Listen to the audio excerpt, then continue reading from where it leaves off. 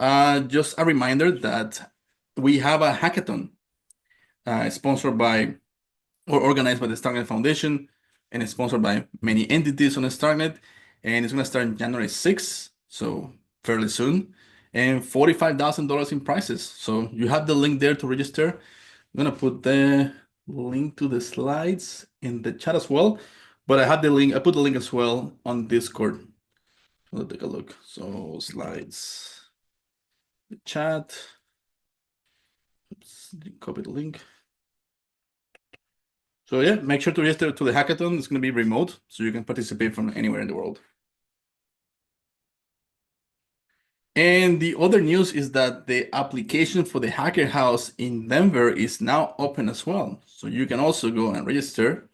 And it's a perfect time to meet people in real life and just focusing on building your project. Pavel is asking, maybe someone already asked, but should we have some project or an idea in advance to participate in hackathon or any specific knowledge? I mean, up to you what you want to do in the hackathon. I think the team is putting together a list of ideas that they're going to share as well. But take this time as well to prepare. What is it that you want to build, or it could be worthwhile to have it on the blockchain and on the Starknet in particular as well. And I'll say, are we qualified for the Hacker House already, sir?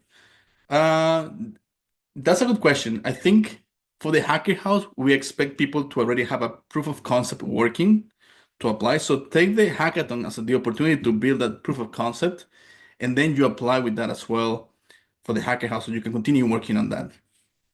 It doesn't hurt to apply right now, even if you don't have that, but the chances of actually getting in increases if you have a proof of concept of the idea you want to develop. All right, and just to put you into context, this is part of the whole onboarding process that started with Basecamp, continues with the Winter Hackathon, then goes to the Hacker House at eDenver, and then if your project has actually it's promising, you can apply for seed funding. We have a grant up to $25,000, and hopefully from that point on, you can continue even requesting funding this step for VCs or just to have a proper business or startup on a Starknet.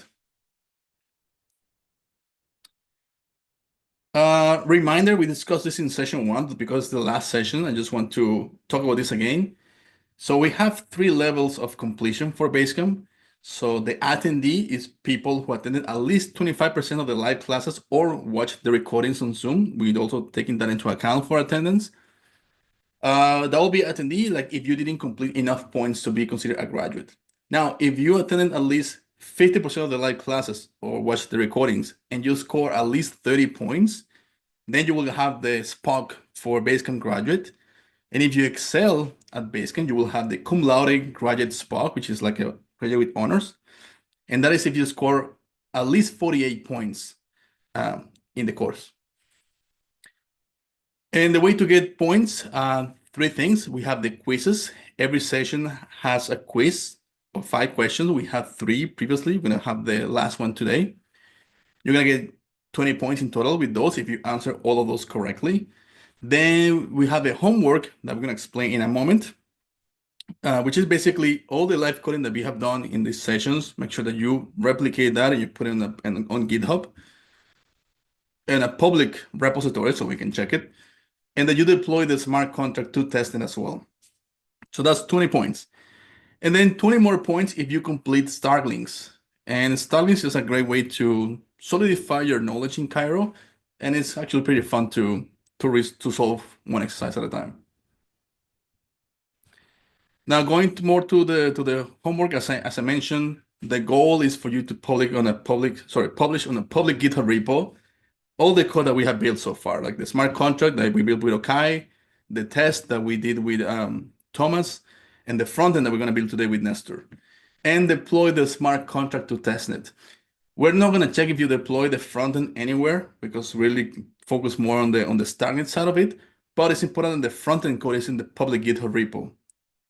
And then you can use the link to this in this form to submit that information, like what is the public GitHub repo and what is the address where you deploy the smart contract on testnet. Okay, so check it out with that form. Now you will have until the end of day of this Sunday, December 22nd, to submit the homework, to complete Starlinks, and to watch the videos. That's the point. Going to take us the limit to do like the assess who gets to be a graduate or attendee. Anything done after that, I'm not going to take it into account. So just keep in mind there is the deadline for applying all these requirements. And then on Monday, I'm going to announce who actually qualifies as a graduate. I'm going to update the spreadsheet so you can see how many points you collected and all that. If you have any discrepancy, you can reach out to me on Discord as well. Okay, so session 1 was about fundamentals. Then we had smart contract, session 2. Session 3 is about how to write tests for your smart contract. And today, the last session is how to build a frontend for a Starknet app. Brian is asking, I see some people have 10 points already for the homework. What's that for? 10 points for the homework. I'm gonna check. No one should have any points for the homework yet. Maybe you think about Starlinks, but I'm gonna double check. Maybe I have some issues there in my form. Finally, yeah, I pass it on to you, Nestor. You can take it over now. Sure. Thank you, David. Thank you all for being, even for some people to be at 1 a.m. right now. So thank you for that. So yeah, I'm Nestor Bonilla, and I'm gonna be sharing the front-end workshop today. So I'm gonna share my screen now, right? David? Yeah, I'm gonna stop sharing. Stop share. Yeah, go ahead. Okay.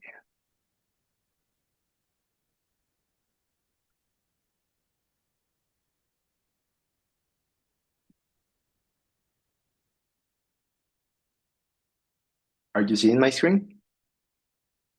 Yeah, all good. Can see it. Cool. So, okay, now in order to start, we're gonna mention a little bit about the topics that we're gonna be talking about today. First, we're gonna do a refreshment on the compilation process. Then we're gonna talk a little bit about the libraries that are available in the Starknet ecosystem. Then we have 6 steps in the code portion, and we're gonna divide it by 3 and 3, and we're gonna have a 10 minutes break between that. And at the end, we're gonna do a quiz with 5 questions.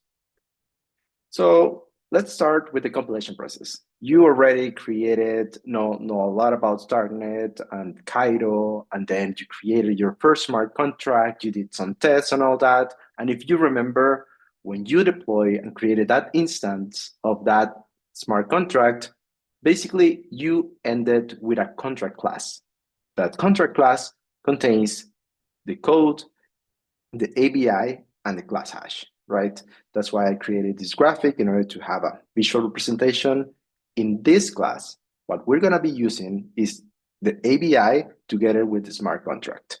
Those are the 2 things that we're gonna be working with. Then let's talk a little bit about the libraries. We have a lot of libraries in the Starknet ecosystems, starting from more advanced, like Starknet Rust, then going to Starknet Pi. Maybe if you want to start to interact or work with agents in Starknet ecosystem, probably you will want to explore a little bit more on Starknet Pi and how to use it for create an agent or whatever. And then you have Starknet.js, which is the JavaScript version. So on top of Starknet.js, we have different libraries that build on top of that. So for example, you can for sure build a full application just using Starknet.js with React, for example. But you will, more surely, you will find that you will end building a couple of hooks and then you're going to be using those hooks over and over. So basically, some folks saw that, and then they created a library to say, okay, we want to speed up the development process of the community, and then we're going to create one library that contains a bunch of hooks that works under the hood with Starknet.js in order for you to integrate that into your front-end application. And also we have other libraries like StarkNet Kit, which are used to connect different wallets to your application. So that's a little bit about the libraries. If you have any questions, let me know. If not, then let's go.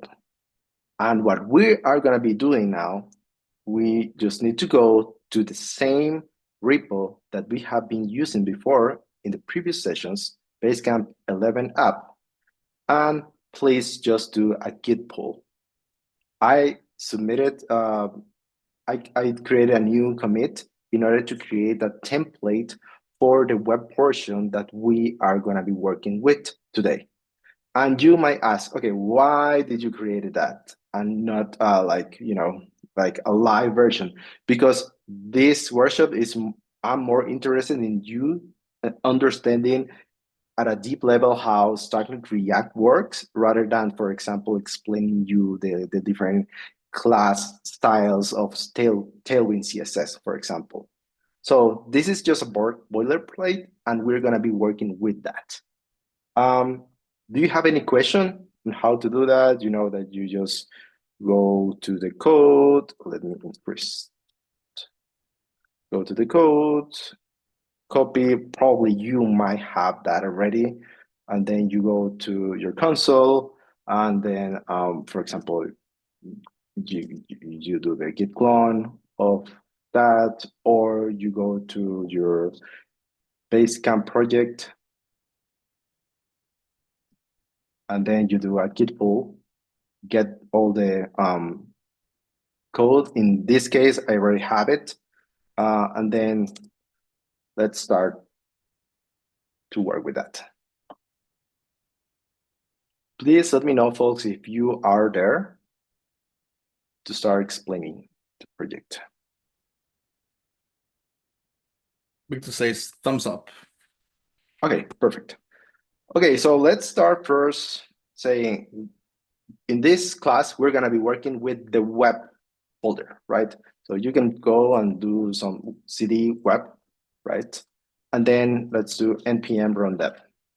Of course, you can use jar or npm, whatever package you want to use. Just use that. In this case, I'm going to be using npm. So npm run dev. And then let me close this. Okay, let me explain you a little bit about what I did here. This is a Next.js application, right?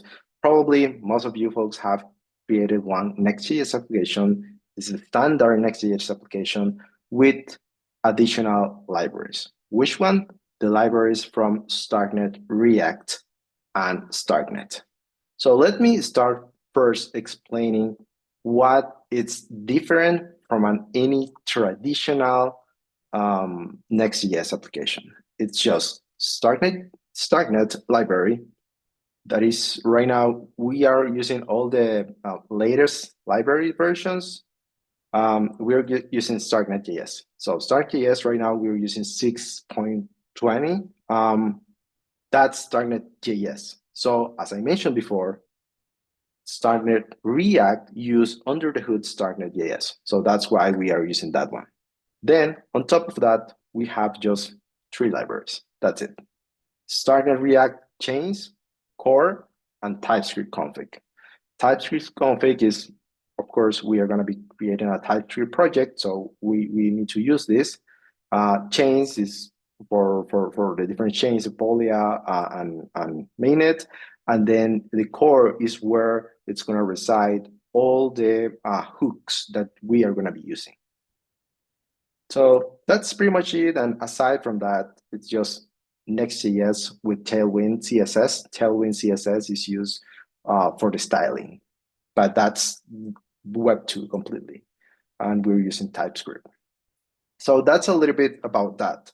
Now, as you may know, pretty much all Next.js projects that use, of course, React under the hood start with, all the code will be on the source. Then on the source, we have an app folder. In this app folder is where we will have all the important files. For example, we will have layout. So in layout, it's the file where the root layout is defined. That's the first file that the project will look for. Here, we can set some metadata like title, description, fonts, and you name it. And then the styling portion. And then here, what we're doing is just the first step with Starknet is, okay, we want to integrate the providers. Let me explain you about what do I mean by providers. In React, the way on how you create your applications is by creating components, right? So the first component that I created here is the basic one. It's called providers. So by the structure of a Next.js application or a React application, you have app, you have a folder also called components. In this one, you can create all the components that you want to integrate into your application.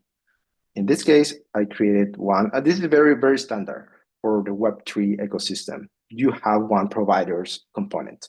What do you do here? It's you need to connect with the different providers with your application. In this case, for example, we know that in the ecosystem, the Starknet ecosystem, we have Argent and Bravos. So that's pretty much what we do here. We create a function where we have some connectors that are going to be using the Argent and Bravos wallet, and we can set them in a specific order. So let me go and start to explain to you what do I mean by, for example, the Starknet-React core library that comes from in order to use Starknet-React. So here we can see in the documentation, you can see here in starknetreact.com. Let me share it with you on the comments. Here, we will have, for example, Nestor, you're using the host and panelist, so they cannot see it, the link. You can switch to everyone okay. on the Sorry. chat. Yes. Okay, that's the file, that's the page that we can use, and we're going to be using to see all the hooks that we're going to be using and where does that come from. So for example, here, what we do at the beginning is use injected connectors. So what that does is to read all the wallets that are installed on the browser that the page opens, and then if the page finds either Argent or Bravos, then you will get them in the connectors. Finally, you will get a Starknet config object. Again, this is very standard in the Web3 ecosystem, also to have a config in the providers. Here, you will pass the different chains that you want to support on your project. The provider, here in the provider, you will need to pass RPC URL. The connectors, as I mentioned before, the connectors are going to be either Argent or Bravos, and Explorer. In the Explorer, you can select here by using Starknet config, you can say, hey, I do prefer to use Voyager, or no, I don't like Voyager. I do like StarScan. And you can do that very easy here. And what I mean by is, for example, in StarScan, you have, this is an Explorer, and then you have also Voyager. Okay, you have two different Explorers, and then you can say, I do want one instead of the other. And how you're gonna use it? Again, you start React Core, and then you're gonna say, I want to use StarScan. And then you can replace that here. It's up to you on what Explorer do you want to use. And then with all those information, change the provider and the connectors and the Explorer, you create one Starknet configuration, and then you will pass that into the layout here, right? So basically here you are wrapping your whole application with those provider, with that Starknet config, basically. With that, you are set up to start to build on top of this template with Starknet in the Starknet ecosystem. So that's pretty much it, the template. And then if you see in the layout, that's pretty much what we have here. And then the second default component that you will need in a Next.js with React application is a page, right? So this is just the root layout that is going to wrap the whole application, but then you will be able to create as many pages as you want. And then in this project, we're going to be using just one. In this one, what we do is we have one page component, and then we have the title here. Let me go here, Starknet Frontend Workshop, and then we will have just a simple connection with the wallet. And for that, I created a new component, which is wallet bar. This one will be the first component that use the hooks from Starknet-React. And for that, we're going to be going to wallet bar, and then we're going to be looking at the documentation. So here we can go back to Starknet-React and start exploring this page. Basically, in this page, you will find by category all the different hooks that you can use in your project. You can find hooks for smart contracts. For example, you're going to read some balance. You're going to create an object of a contract. You are going to be reading a contract, or you're going to create a call or an object of a contract factory, for example. Or you can interact with wallets. So, for example, you're going to send a transaction, you're going to sign type data, and so on and so forth. You have also connectors like use-injected connectors. For example, this is the one that we used before in the providers component here. And if you want, for example, to see how it works, you just click here and you will have a very brief description of what this does and an example on how you can use it. In this case, that's how we use it, right?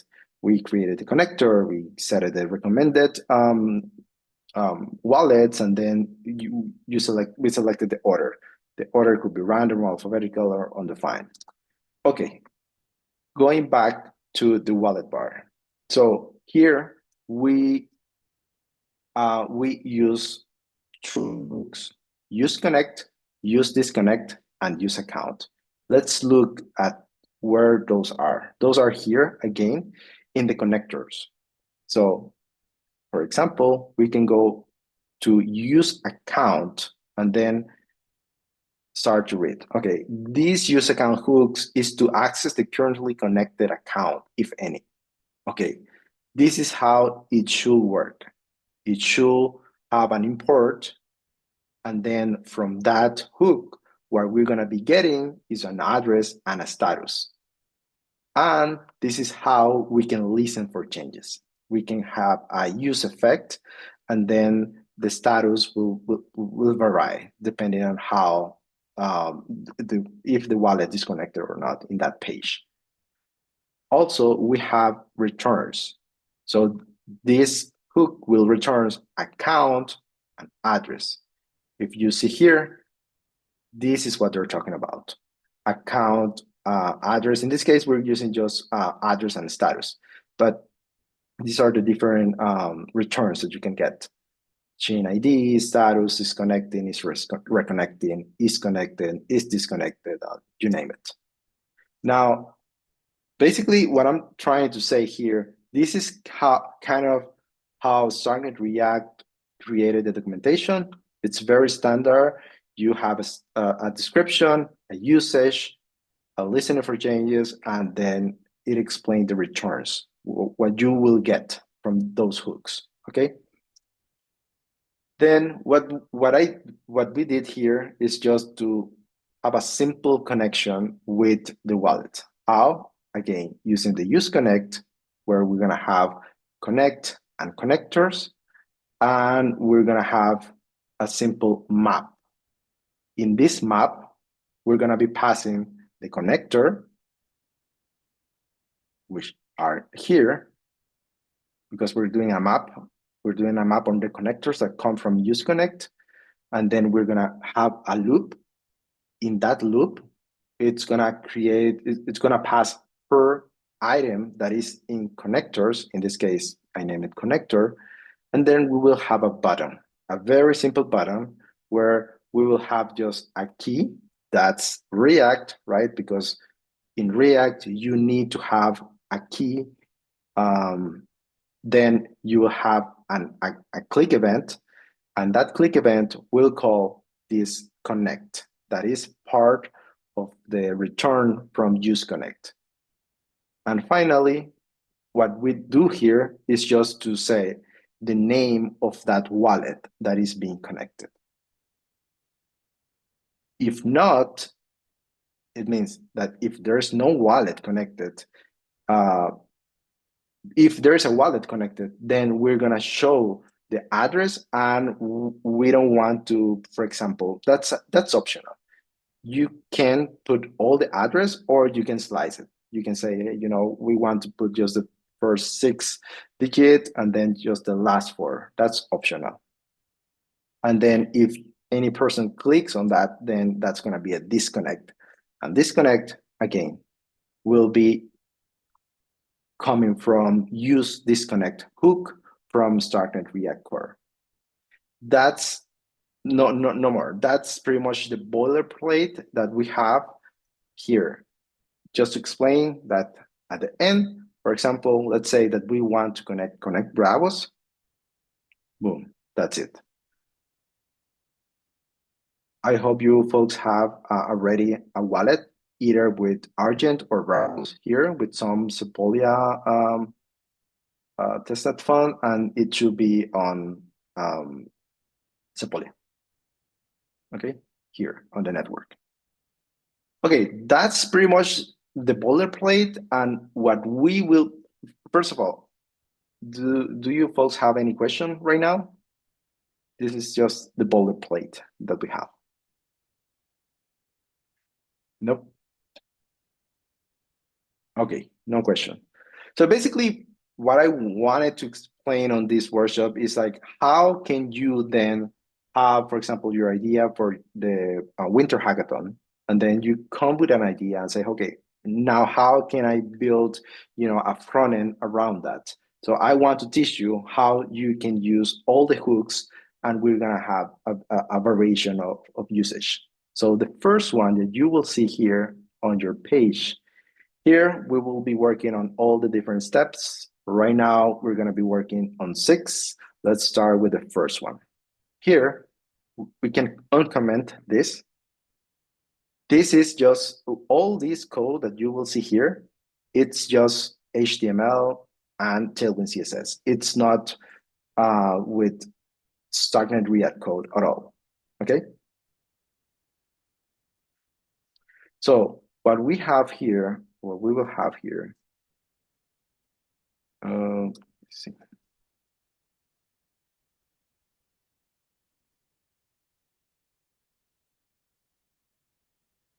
Is this box. We're gonna be creating and building 6 different blocks. The first one is like, okay, what if, for example, you want to read data from the blockchain? You want to understand, for example, let's say that you want to have some type of NFT minting process, right? And then instead of creating your front end to be poking on that smart contract constantly, every time a person loads that page, you want to say, hey, my NFT minting will start at block 500 or 500,000, for example, right? So at that moment, you're like, okay, maybe I don't need to be poking the smart contract just for that. maybe there is a way just to read the block number using Starknet-React. And that's what this step is. Read the latest block. So for that, let's go back to the documentation again, and let's go for look for the different categories. Smart contracts, well, probably it's not there. Wallet actions, probably not there. Connectors, helpers, RPC methods, Starnet ID. So let's see. Okay, that's probably an RPC method because it's related to the blocks. Then we have 5 methods. We have use blocks, and then we can read very quickly, fetch a single block. Maybe, well, we're gonna have a data, and then we're gonna have a block response, and then we're gonna have block identifier, fetch interval, block identifier. Maybe that's the one that we will be using. Let me see. So if not, maybe we can use just one just to get the block number, and it makes sense. Maybe this one, right? Because it's like use block number, and that's what we want. So fetch a single block number. So this is the one that we're gonna be using. Okay, how can we use this? We have that here. We need to import use block number from Starknet-React. Okay, let's do that. Let's go to the top in order to import. Let's paste this use block number, and then the usage is, okay, we are going to be using that hook, and we're going to be getting 2 values, data and error. Okay, let's go here. Step 1, data and error. Okay, let's one best practice, because right now we're going to be using a bunch of hooks, is to rename the value that we're getting from the hooks. And you will see that later. For example, we can call it block number data. So the data will be named block number data, and the error will be called block number error if there's an error. Is loading.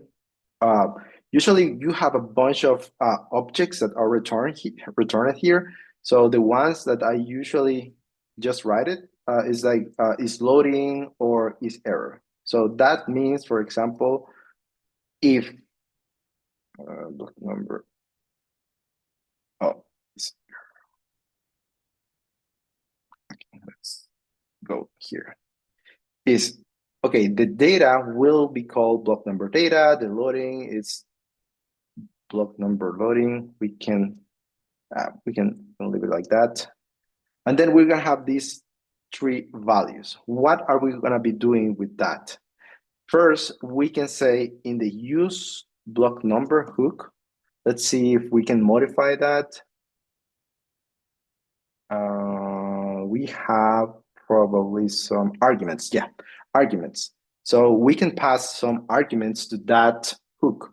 We have the block identifier, the enabler, bled, and refresh interval. So refresh interval, it's pretty much if set to a number, the query is refreshed at the provider interval. So we can use that if you want. So this is pretty much how you will use the hooks. Let's say block identifier. We want for that to be the latest. So we are gonna pass that. And then there's a question in the chat. So Roman asks, what is the difference between error and is error? Yeah, good question. I think that so far is about the different updates that they are doing with the libraries. So far, what I have been using is error. But for example, if we see here, they are, I think, updating the documentation. So so I'm not sure. I guess that it's about them updating the documentation and the libraries. So far, what I have been using is error, and that works fine for me. Okay, now that we have that block number data, now we can have another variable. So for example, let's say that with this same idea of the minting block for my NFT, let's say that we're doing a workshop, right? So this workshop will end at block, let's say 4,500, yeah, something like that. And then you might say, okay, why are you talking about that block number, right?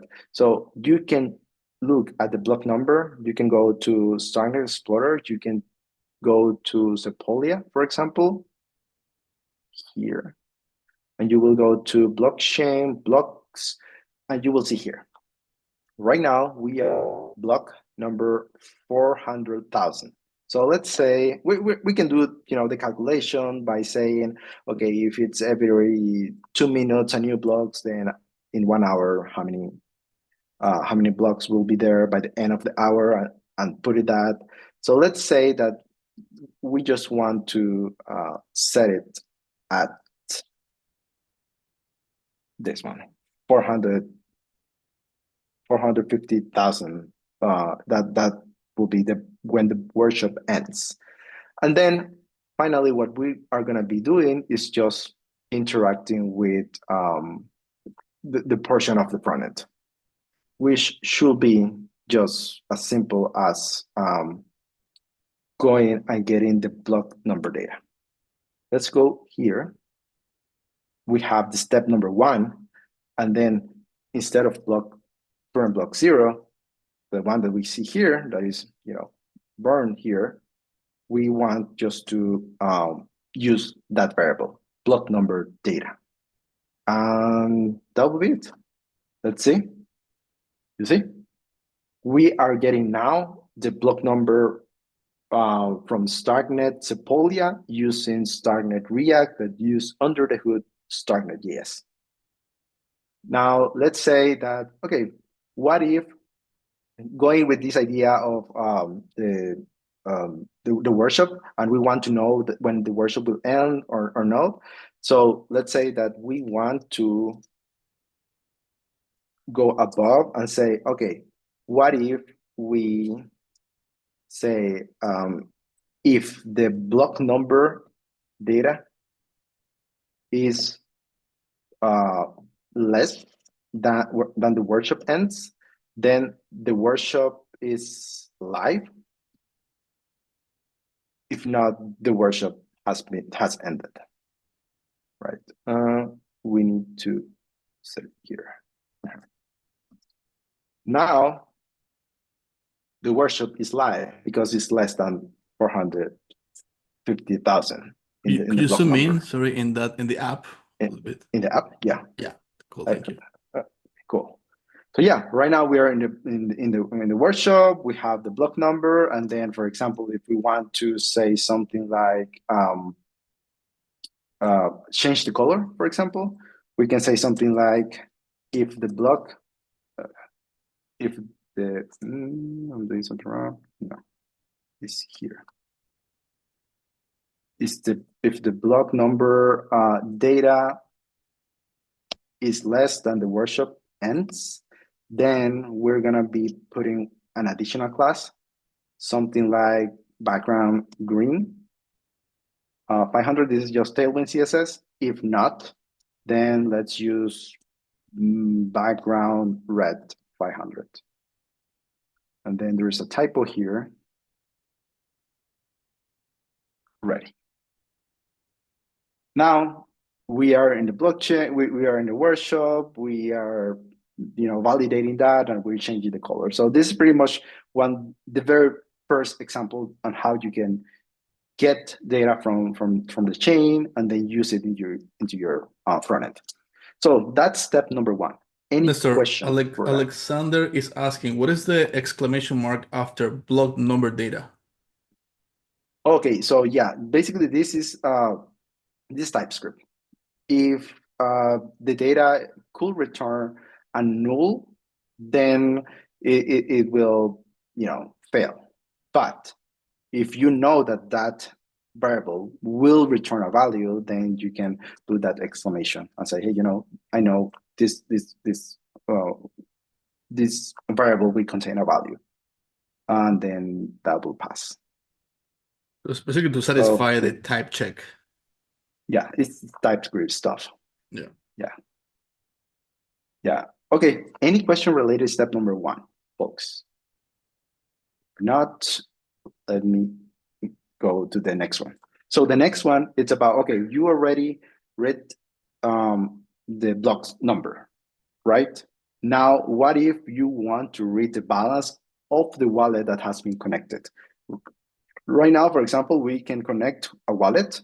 Cool. But what if you want to know the balance because of you want to have an app that depending on the balance of that wallet and the tokens that that wallet contains, you want to render a different thing, for example. Okay. Let's see what that box could look like. And this should look like this. Your balance, the symbol, and the balance. Okay. So for that, let's go back to the documentation of Starknet-React. This will be your thing now. It's like you go to the page and then you go and look for a proper hook. So on this one, probably we already have used that before. We can go to the different sections, smart contracts, well, actions, connectors, helpers. Where do you think we can find it? Probably on connectors, because here we will have use injector connectors. We already used that because we have already connected the application. Then we have use accounts. Use accounts access the currently connected account, if any. So probably if we want to know the balance, we want to get the address, and that's through use account. So let's use this. Let's go again to the top. You need to go and do the import, use account. Then we need to get the address and the status. The status, maybe not, but we can do it here. And then let's not use the status on this one. And then, as I mentioned before, a good practice, rename it. Let's put it user address. And for example, in this one, if we just use address, at some point we could be confused by, okay, is this the user address or is this the contract address, right?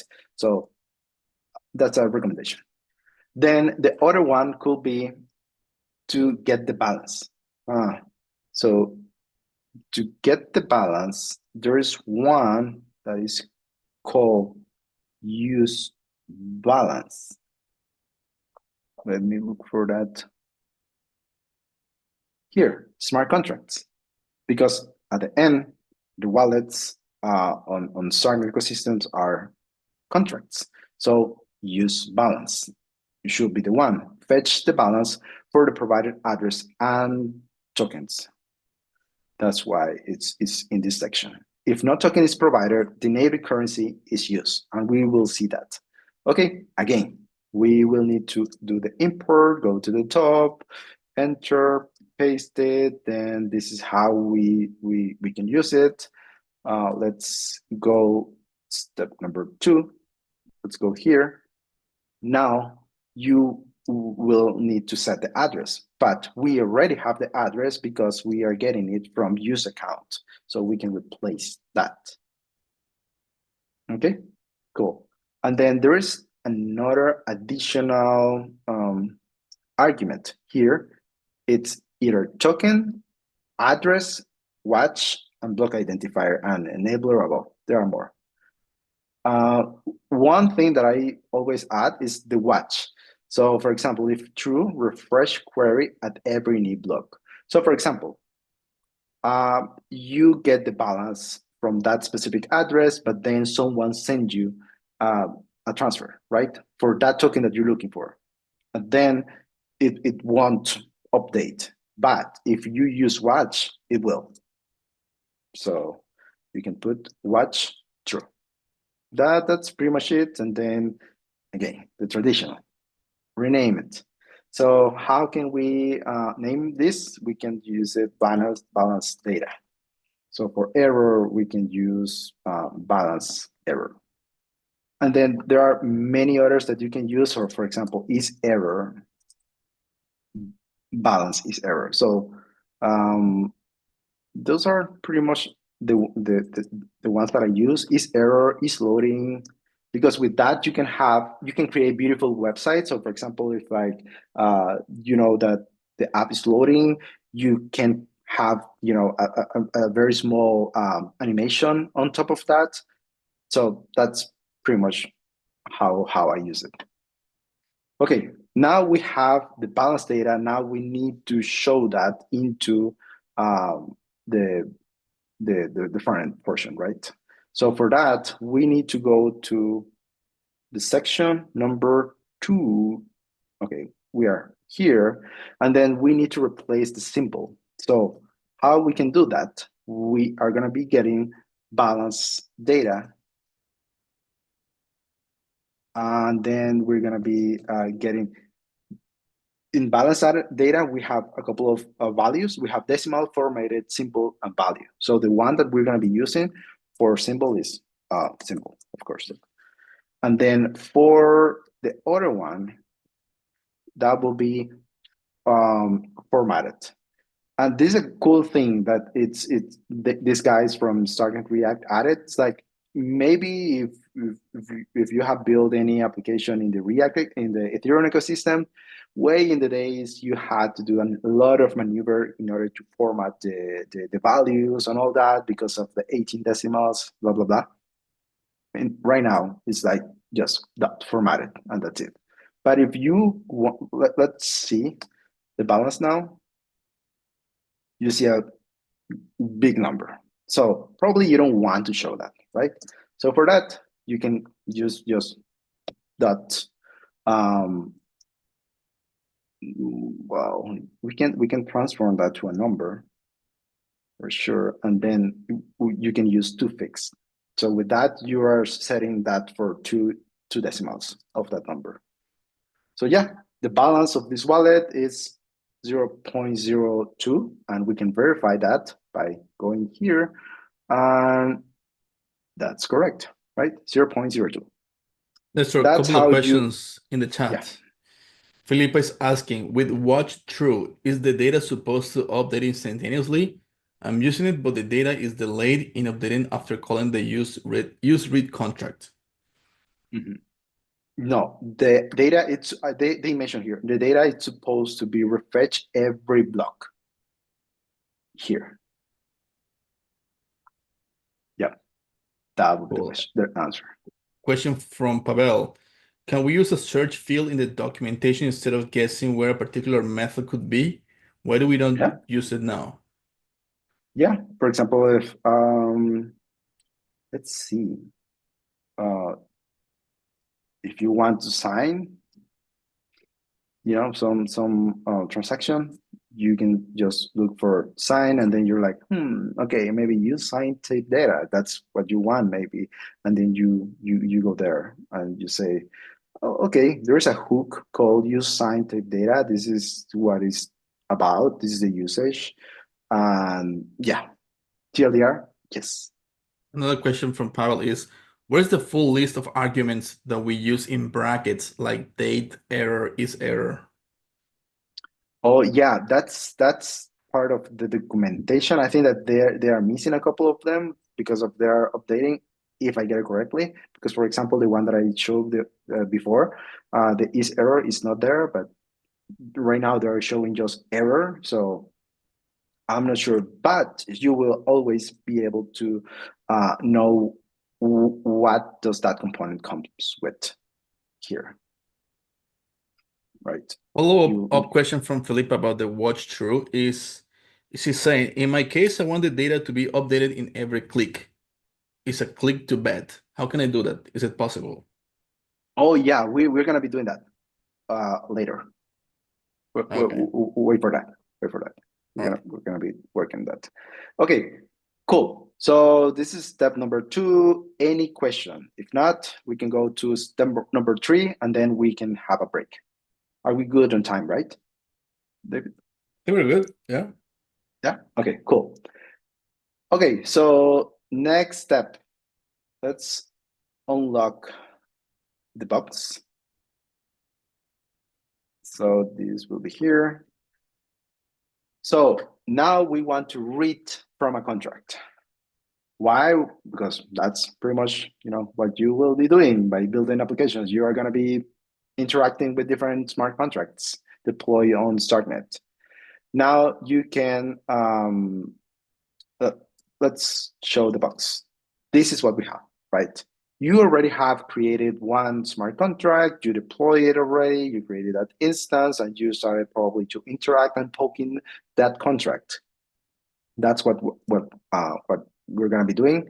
This is kind of the box, default box, just HTML colors. That's it. Then we're going to be setting the balance, and we are going to be getting that balance. So in answer to the previous question, this is what we're going to be doing right now. It's like if you want to, update the balance with the click, that's what we're going to be doing. Okay, cool. Now, how do we start with this? We need to go, and then the first thing is, like, as I mentioned before, we need the API and the smart address in order to interact with a contract. And if we want to read the balance, then at the end, we want to interact with a function of that smart contract. So the first thing will be to get the address. So for that, I have deployed, yesterday, I deployed a new instance of the smart contract that we are working on. So let me pass it here to everyone. That's the contract address. And then the API is already here on the source API. You can see export cons API, and this is no more than, for example, you can go to start scan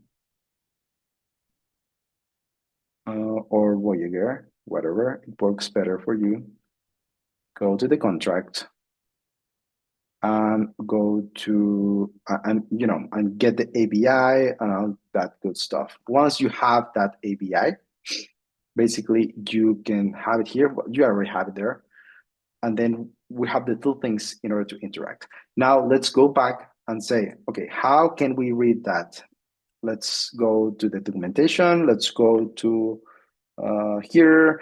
And we know for sure, right, that we need to work now with the section of smart contracts. That's a no-brainer now.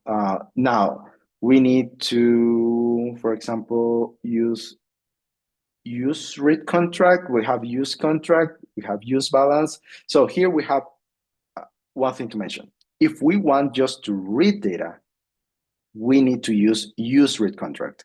If we want to interact with that contract, there's another way that we're going to work with that. So use read contract perform a read-only contract call with type safety. Cool. This is what we need. Now, the traditional, let's use it. Let's go to the top. Let's do the import. Then now they talk about a chain. Okay. Let's get that.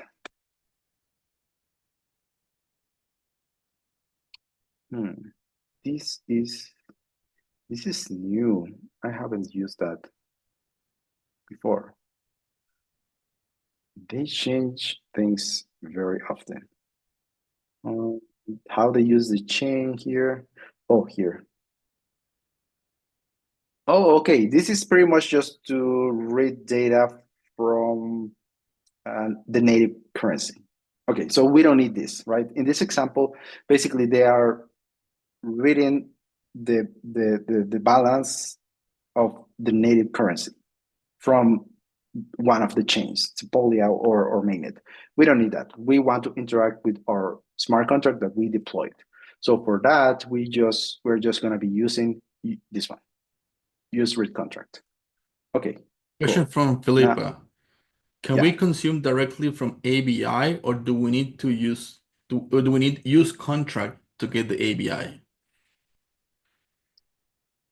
Could you repeat that again, please? Yeah, can we consume directly from ABI, or do we need to use contract to get the ABI? Oh, no, we are passing the ABI here. Well, we have two ways. You can create an object. For example, if your smart contract is very small, and it's just a couple of lines of codes, it's kind of okay, just to add that object here, that JSON. If not, you can create a JSON file and then add it into your project, and then with the API, and then you will just do a reference to that file, right? Because getting this and just doing this and copying this into here and then adding that here as a variable. I mean, you can do that, but it's like, it's not the best way, I guess. Okay, so let's continue on step number 3.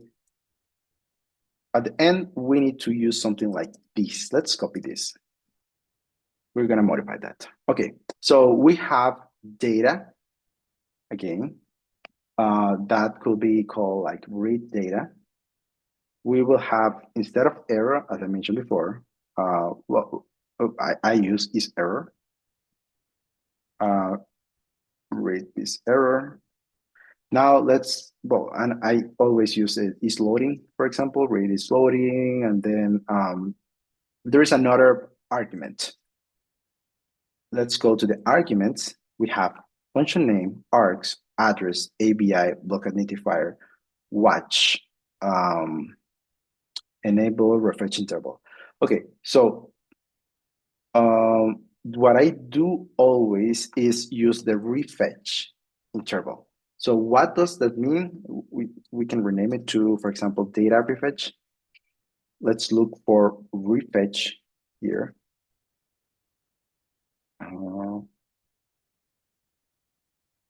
It's not anymore. You see, it's that they are changing a lot the documentation. Well, before in the documentation, they still have it. It was more about if you set, this is pretty much when you update the button, for example, and you connect that to the button and call this hook, then it's gonna call that data fetch, and then you will know when that data is being updated. So that's pretty much about the refetch. And then you will configure the hook use read contract with the different parameters. And what we are gonna be doing is like, now we're gonna be looking at the contract. For that, let's go to Voyager. Let's go to this contract. Yeah, this is the contract. We can go to read storage, and here, let's go to Starknet, maybe. No, it's Starknet. Yeah, Polia. Read write contract, read. We have get counter and owner. So the one that we're gonna be interacting with is get counter. So we can remove the ABI. Let's start with the function name. That will be the one that we have here, get counter. Okay, then we need to pass the arguments. So in this case, there are no arguments, and we can see that here, there are no arguments. Then the next one, it's the ABI. So for the ABI, we just need to import it. And the way we're gonna import it is by going to the top and doing an import.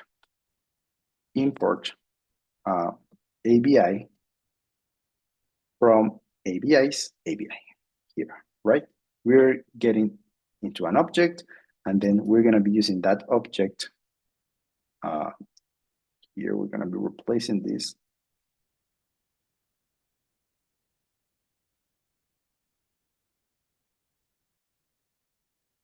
Here. And then we're going to be saying ABI as ABI. Then we're gonna be import that from contract core. Then what else do we need? I think that's all we need. Address, oh, and watch. We need watch, true. Gain watch. Let's go to documentation. Let's go to watch here. If true, refresh the data at every block again. And then we have a refresh interval. We can set it at 1000. That will mean every second. It's per milliseconds. Pavel has a question. You say, I'm Yeah, just curious about the refetch. Are some arguments already deprecated or just simply not documented? that's a good question. I'm not sure because they work perfectly. I have not had any errors with all the apps that even the ones that I'm working on right now. So my guess is that maybe for future versions, they will try to optimize the libraries. So for example, instead of isError and isLoading, maybe they will go only with error. That's an assumption, though. I'm not sure.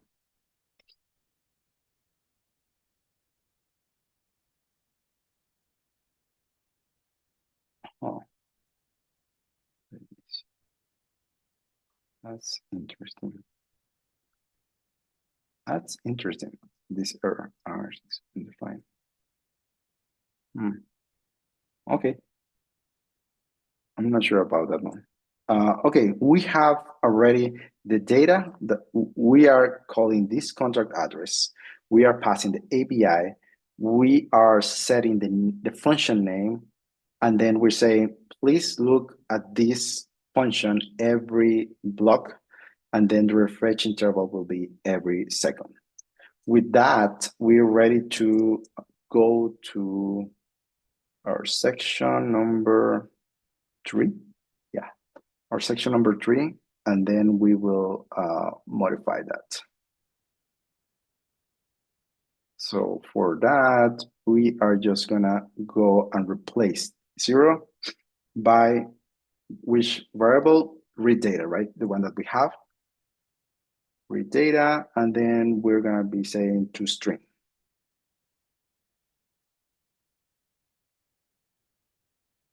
Romain is asking if you can show all the imports for a moment. Yeah, right now. So far, we have ABI and useBlockNumber from the core. But actually, one thing that you can do is just to have one big line.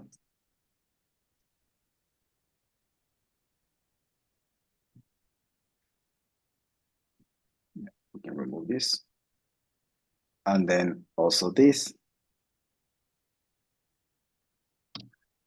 Yeah, I think maybe that looks better. So yeah, ABI, use block number, use account, use balance, use read contract, use network. Right now, we're not using this one. Yeah, and the ABI. There's a question from Felipa. Is there another way to refetch the data? I'm using the refetch interval parameter, but it's not working. Usually that's the way. Maybe another thing that I have figured out is like use custom RPC. Like don't use the default one.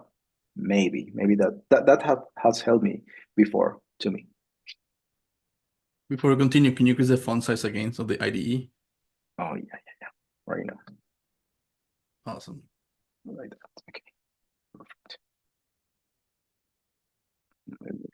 Please. Okay. Shall we continue? Yeah, let's go. Okay. Cool. So just to conclude on the third step, right? We have 6, so we're gonna be concluding step number 3. So step number 3, as we were talking about, it's like just to get the balance of the contract.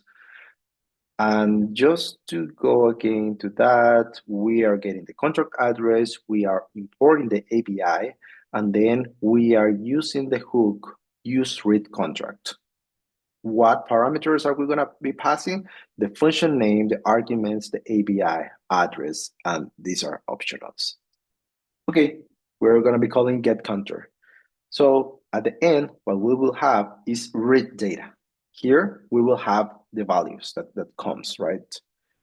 Let's go to step number 3. Then the balance will be read data to string.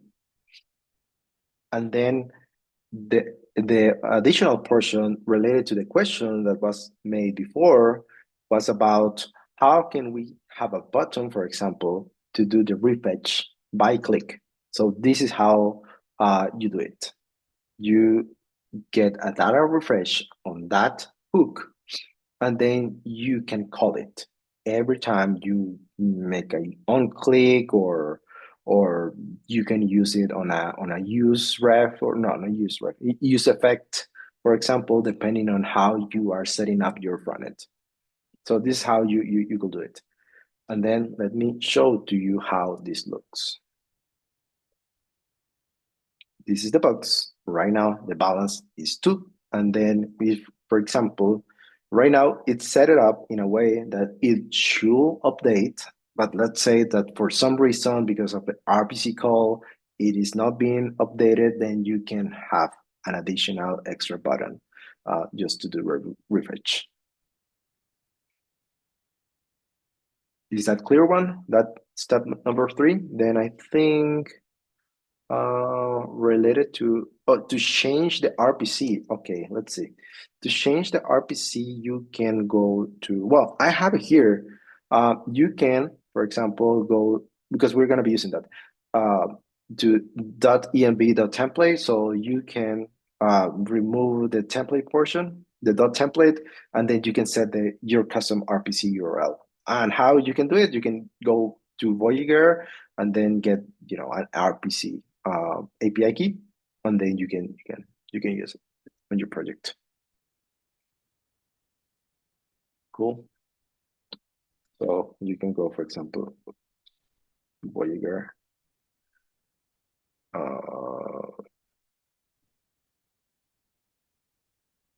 To your account. Well, you need to sign in, and then when you sign in, you will be able to create a new RPC API key that you will add together with the URL into your project, and you will add it there in here.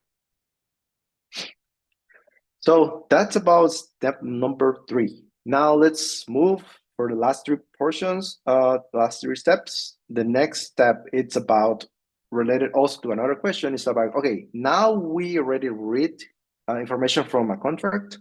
How can we update it? How can we modify the state of the blockchain? So for that, let's go now and do a couple of things. First, we will have to understand a little bit more on, for example, let's go back to the documentation again. Here we can go again to smart contracts, and then we already use this one, useReadContract. Now, in order to do a update of the state of the blockchain, we need to use useContract. So useContract get a typed contract. This hook is equivalent to creating a new contract instance with the current provider and then calling type v2 with the provided API. So we need to use useContract. This is how we use it. Again, we're going to be using the API, and we're going to be using useContract, and we're going to be passing the API together with the address to get a final object called contract. Let's do that. Import, let's go to the top. Well, we can just do that. Use contract. Oh no, we are already using it here. So never mind. We have it here. Use contract. Then we need the contract address. We already have the contract address. The ABI, we already have the ABI. And then we just need to use this. Let's use this. Let's go to the code. Step number 4. It's gonna be here. Okay. Now we can use we need to make it work like this will be use contract, and then what we need to do, usually what I did the other day was to create a typed ABI, const typed ABI. It's gonna be the ABI that we are getting as ABI. And we can use this here as a parameter. This will be the type ABI, will be the ABI that we need to get the contract from the use contract hook, and then the address. The address, if we go here, we have contract address. So with that, we have already the contract. Now, what we need to do is to use, now that what you will see is we need to use different React stuff in order to send that transaction. And what I mean by that is, like, for example, we need to use a use memo. That's another hook from React. That has nothing to do with Starknet. So why do we need to do that? Because we need to use to populate the transaction. So in Starknet, basically, you in difference to Ethereum, you know that you need to create one transaction, wait for it to process, and then send another transaction, and so on and so forth. That's why we have sandwich attacks and all that stuff in Ethereum. In Starknet, you can populate, you can bundle different transactions and send it all together. So you need to populate the transaction. So we need to create the calls. So we need to do something like use memo. That's another hook for React. And then here we can say first is, why are we gonna be populating the transactions if there is no wallet connected? There's no sense, right? Because no one is gonna call that button. And if that happens, at some point it will break. So one safety that you can have is to have a condition. Say, hey, if there is no address, or by some reason someone removed the contract address, then you're gonna return. And what you're gonna return? An empty array. And why empty array? Because here with use memo, you are building all the calls that are gonna be sent to a Starknet to be executed. Okay. So here is, okay, if this doesn't happen, which means that we have already a user address and then we have a contract, then we need to return a contract populate. So here is, instead of increment, it's increase. And where do you get that? You go to Voyager. Here's a contract, right? Okay. Contract, let's go to read write, then let's go to write. And then we have the function, right? Increase counter. So that's the one that we're gonna be adding, increase counter, exactly. And then we are gonna be adding user address and contract as a dependencies for that memo. I already have the use memo here. I don't think so. Okay, so let's add it. Use memo. Go. We import that from React. And then we have the calls. Now, okay, we have the contracts. We created the calls. Now what we need to do, we need to send them. And how are we gonna use that? Let's look for something related to send. For example, send transaction. We have that here. Use send transaction. Hook to send one or several transactions to the network. Use this hook together with use contract. That's the one that we're using here. Use contract. To send transactions to the network in a type-safe way. Okay, this is how it should be. We already have that. The imports, well, no, we need to import this another one. At some point, you will see that you will have a bunch of imports. But so, oh no, we already have here. I imported that before. Okay, we already have that import. Then the ABI, we do have the ABI. Then the address, we do have the address. The chain, I don't know if we need that.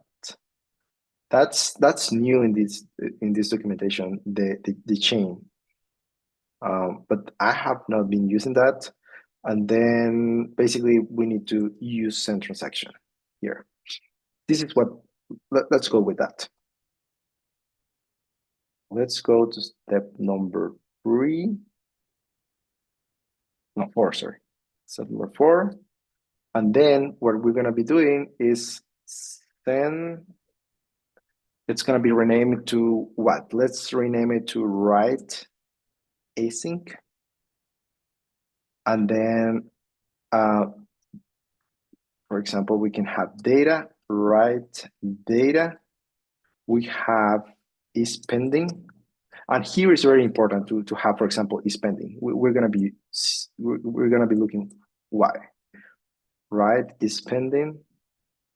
And then we will be using use send transaction, and then we're gonna be sending the calls. Just that. Just that. So yeah, we're sending all those calls, and then we're gonna be getting these objects. And finally, I know too many steps.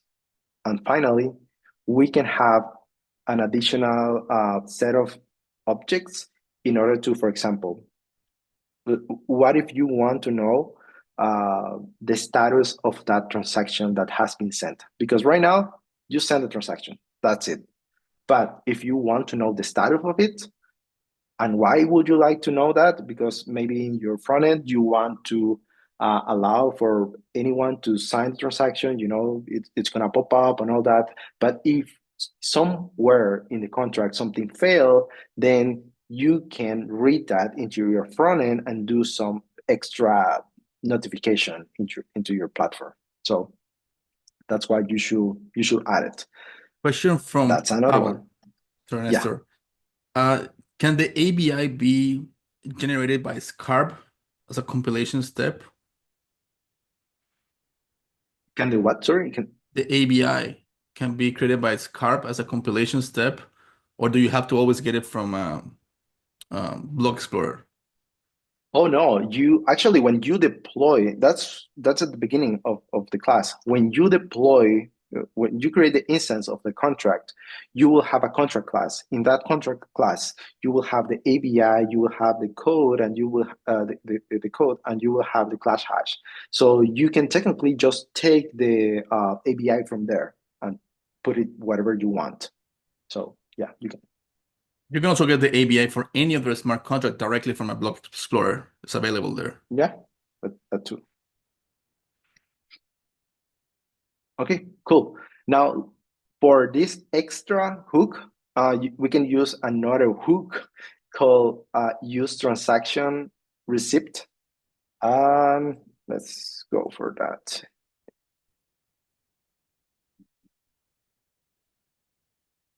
Use transaction receipt. And this hook to fetch a single transaction receipt. So you send transaction, and then you will have some data that you will use to modify some things into your frontend. So let's use it. So let's say we're gonna have data, weight data, for example, status. This is pretty much all about the weight, right? Because you send a transaction and it's a blockchain, you don't know when that's gonna be executed on the chain and update the status. Everything is just a weight at that moment. So yeah, you can rename it with weight stuff. And the hook will be use transaction receipt, and then you can have a bunch. Let's say, for example, is loading. By now you might say, okay, is loading, is error. The next is error. Wait, is error, and then error if you want to. So the next portion is what parameters do you need to pass to this hook? And you can look here, arguments, you have hash, watch, enable, refresh, interval. In this case, we're gonna be using just, we're gonna be using watch, because if true, refresh the data every block. So let's use that, watch, true. And then hash, why? Because when you send the transaction here, what you get only is a transaction hash. And then with that hash is that you're gonna be using this hook in order to get that status, right? So that's gonna be write data, and it comes transaction hash. Yeah. Finally, we have wait data, wait status, wait story, blah, blah, blah. Now, this one is just an extra thing that maybe you want. I added that. I'm gonna paste it here. This is just HTML. This is not Starknet-React. But what I'm trying for you folks is to see how you can use all these things, because at this moment you might say, hey, you know, this is too much. I just want to show a button and that's it. But wait on that. Let's add these functions. So let me explain that. Loading state is just, you know, one component to get a message that will vary. That's it. You will pass the message that will be rendered here. And then we have a button content. That button content will have loading state, which is this one, with the message. So, you know, these two works in tandem.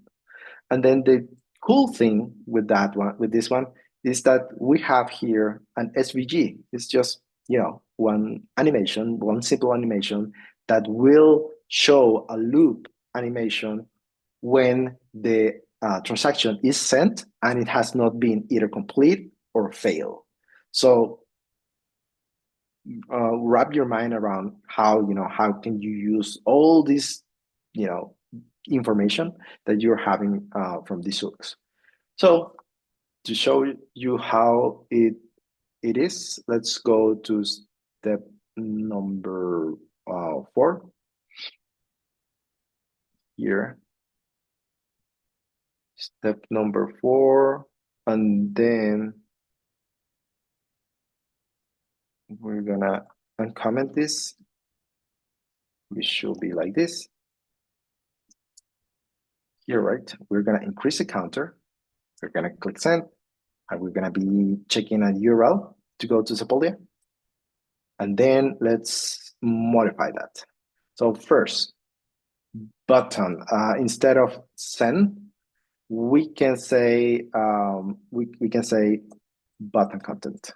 That's the one that we sent that before, and that's depending on the status of the transaction that we send to the blockchain. Then we can say, okay, disable. Why do we need to see this, to set this? Because imagine that you enable that button and then there is no wallet connected. So the user will see an error and they could perceive, oh, there's an error here in the app, and there's no error. It's like, there's no wallet connected to it. So you can say if there's no user address or there is no there is a write is pending, then it's going to be disabled. Okay, cool. And then what else? And then we need the write data transaction. Content. Let me see here. Yeah, and then here that we see just an URL to check, a link on Sepolia on Voyager. We don't want to render to that. We need to render to that specific transaction, and for that we can use write data, and we are going to be getting again a transaction hash. We can get that here. And then we're going to be seeing write data transaction hash. If the write data object contains a transaction hash, then in the link, we are going to be setting the transaction hash here. So what does that mean? Is that if we click here, if a transaction is sent, then a link is going to appear and that will redirect us to that transaction. So let's try it. And actually, right now, it's working because you cannot click here, right? Because there's no wallet connected. So let's connect the wallet. We see that we can now click it. So we click it here, and there's some error here.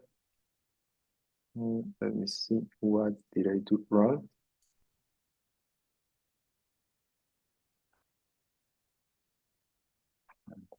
Oh yeah.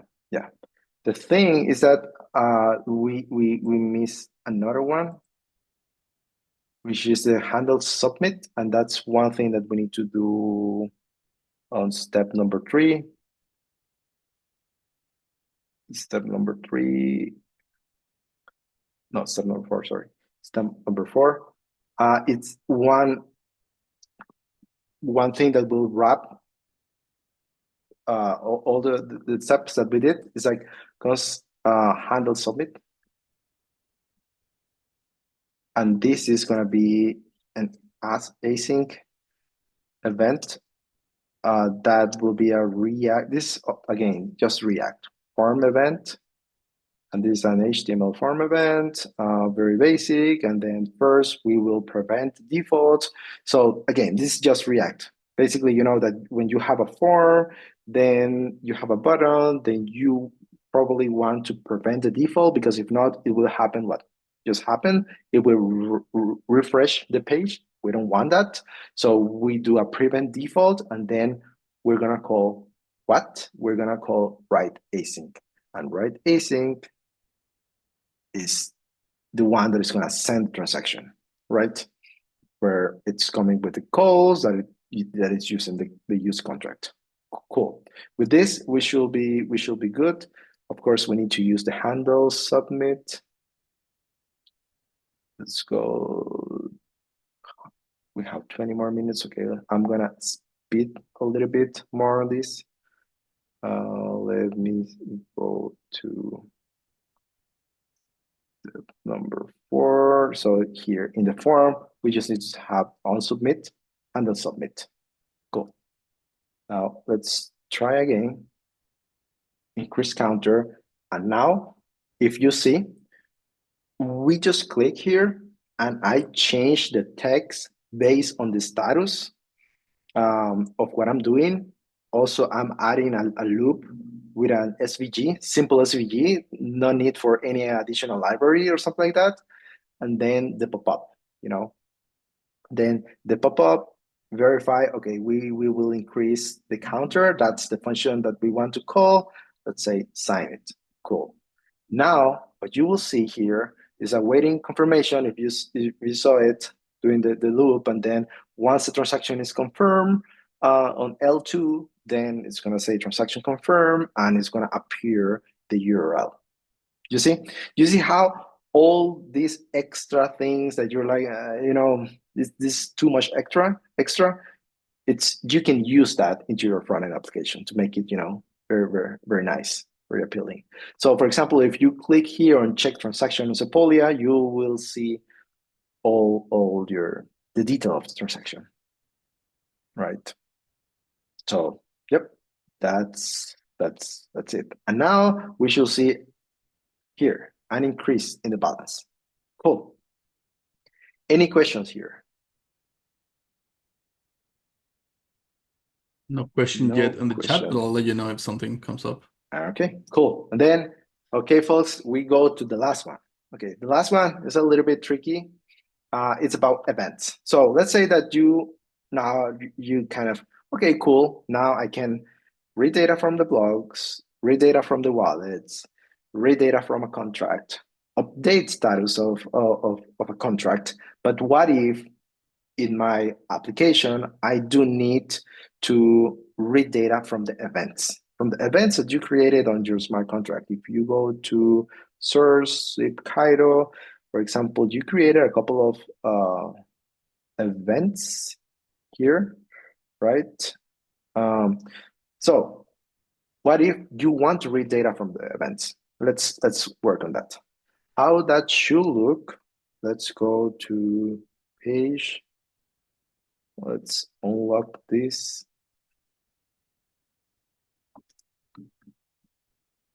It should be something like this, very simple, where we will have just the index and then the new balance, right? Every time it's going to be a new balance.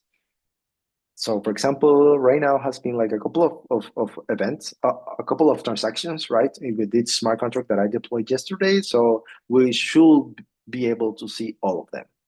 So to start, let's go to step number 6.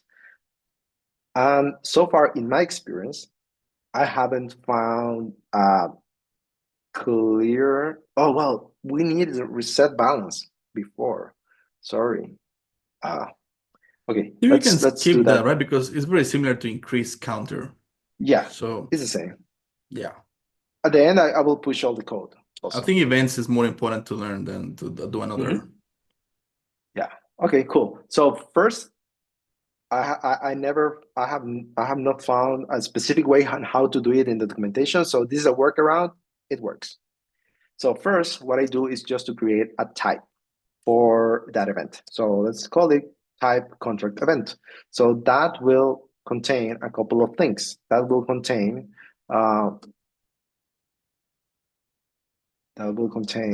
a from address. That's a string that will contain the keys. Also array of string, and then a data. Again, array of string. Cool. Now we need to get a provider again. And this is a question that you might have, like, hey, but we already defined the provider at the beginning of the Starknet config. But for some reason, that's the way I have it. I made it work to create an additional RPC provider, but it needs to be a custom RPC provider with a default one. The default one that doesn't have any API key, that doesn't work, at least in my case. So you're gonna say provider. We're gonna be use provider. We're gonna be using use provider, and no, sorry, it's gonna be use memo, and then we are gonna be getting a new new RPC provider from here, I guess. Yeah, new RPC provider, and then we're gonna be passing a node URL here, node URL. So in the node URL, it's where I'm using, that's what, if you remember when I told you use here .env template, here you're gonna pass your RPC URL with the API key, and then that's the one that we're gonna be using here.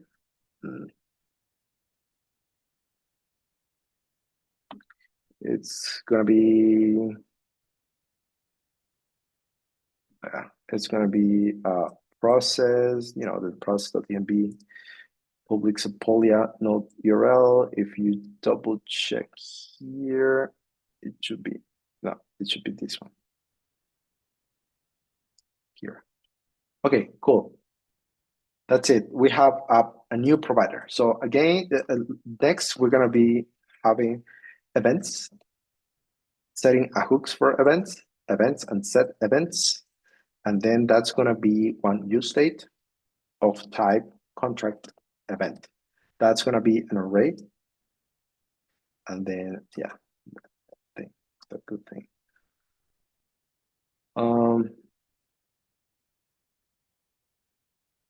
What did it?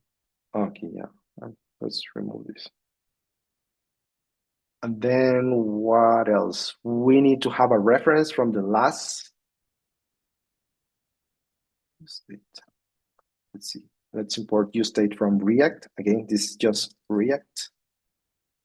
And also let's import useRef right now.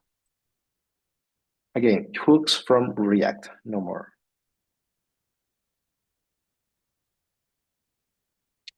Events, set events, and then the next step is const last check it block ref, and then we're going to be using a use ref with number 0. Okay, we need that. I'm going to explain that later. Then we need to have a usage of useBlockNumber. So useBlockNumber will come with block number. That's the one. Do you remember maybe that we used before? useBlockNumber. And then here we're gonna just say refresh interval of every second. So here what I did, I used the hook use block number with a refresh interval every second, and at the end we're getting a block number. Okay, so then we need to do the check for events, and then this is gonna be a use callback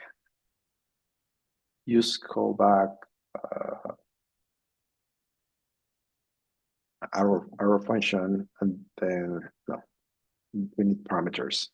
Use callback, it needs to be an async, and in the parameters, it's gonna be contract, current block number.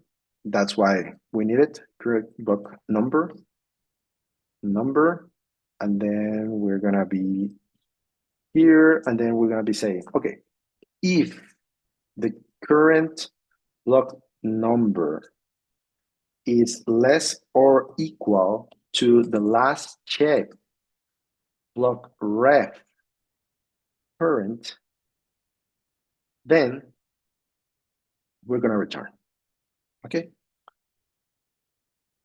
But if not, let's do a try catch where we, I can copy paste it, but let's see. Const from block equal to last check block ref current plus 1. Basically, what we're trying to do here is just to get all the events that have happened on that smart contract depending on the block number, and then compare it. Basically, that's what we're trying to do. Let me, because of time, let me do this. Let me complete it with this. Let me do it this way. We need to use the use callback. Let me go to here. Again, this is React. Let me explain in a more clear way this. So basically here, in check for events, we're creating a use callback where we're going to be getting the contract and the current block number. And then if the current block number is below the last checked one, so it means that nothing more has happened. So it just returns. Instead, if that's not the case, we have a try catch just to prevent any error. And then we're getting the from block, the fetched events.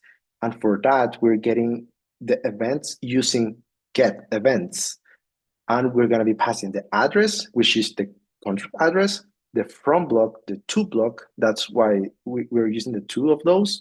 And a chunk size is just a default that I look on the documentation. And then if there are some events in that conditions, then we're gonna set those events, okay?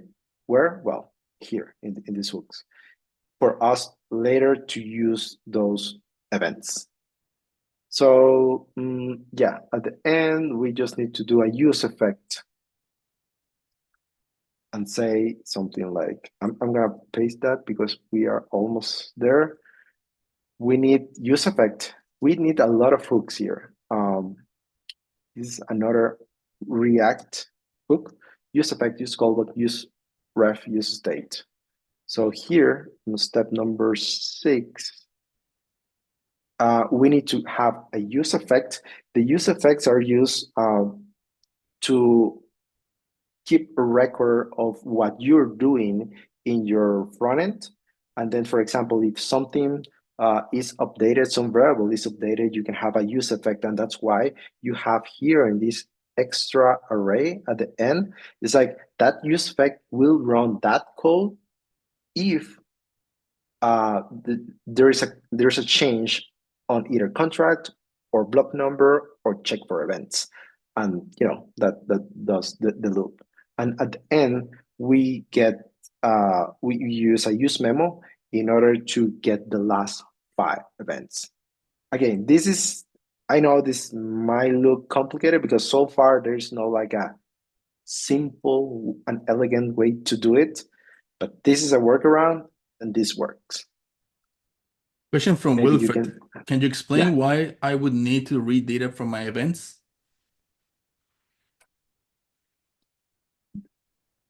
Well, you mean why you need to read events, I guess. So, for example, imagine that you want to have in your application that to know, for example, if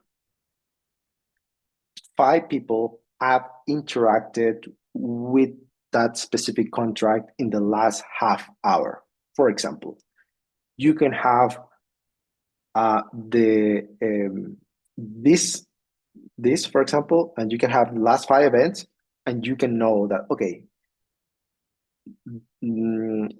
5 calls have been made, 5 updates to the smart contract has been done in the last X minutes, for example, and based on that, you can render one specific thing on your platform rather than being just reactive.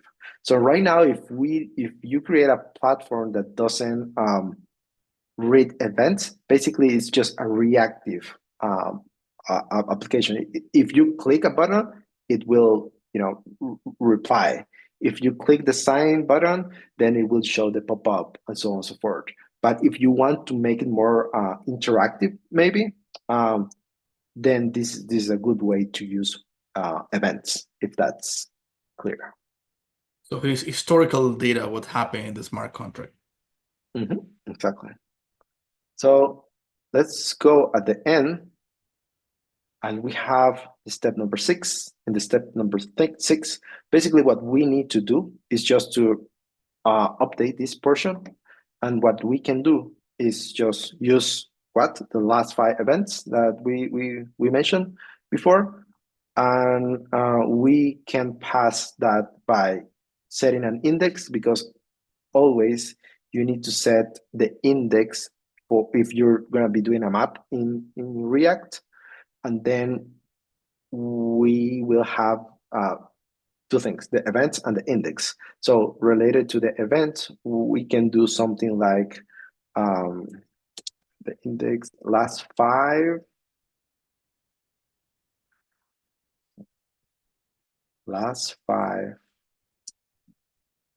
events dot length minus index. You will see that that's more easy to understand.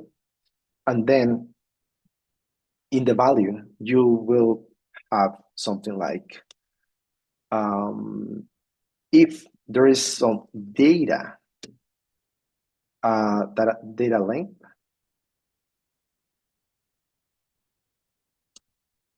which means higher than 0, then we can use format amount. Well, we don't use format amount yet. We can use we can show event dot data 0 or initial value, for example. You will see that in a bit. If this works, perfect. Okay, so here you're seeing all the events that has been emitted for this contract in its lifetime, right? Well, not the last 5 that correspond to this one. So you see here, hey, but what's that initial value? So what happens, like when you created the instance of that contract, then do you remember the default value? So because of that, it wasn't sent as an event. So that's why it's empty.